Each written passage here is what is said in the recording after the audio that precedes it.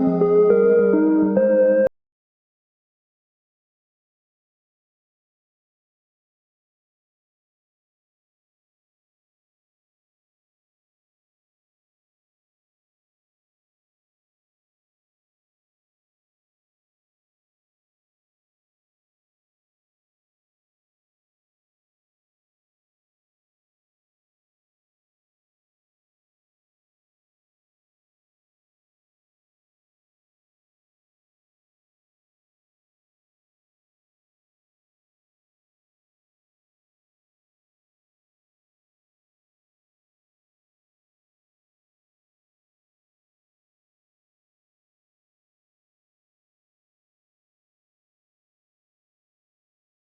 वो थोड़ा सा सदका जब पेश करे तो अल्लाह ताला उसको ऐसे पालता है जिस तरह तुम जानवर पालते हो।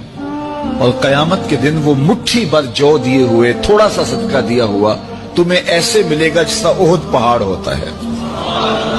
तो वो तो बढ़ता रहेगा, पलता रहेगा, लेकिन जिसमें शिरक शामिल हो गया तो वो बड़ा अमल भी हुआ तो वो अमल काबिल कबूल ही नहीं।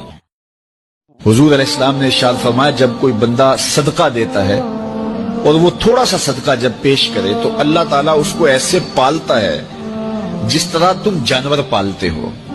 और कयामत के दिन वो मुट्ठी भर जौ दिए हुए थोड़ा सा सदका दिया हुआ तुम्हें ऐसे मिलेगा जिसका ओहद पहाड़ होता है। तो वो तो बढ़ता रहेगा, पलता रहेगा, लेकिन जिसमें शिरक शामिल हो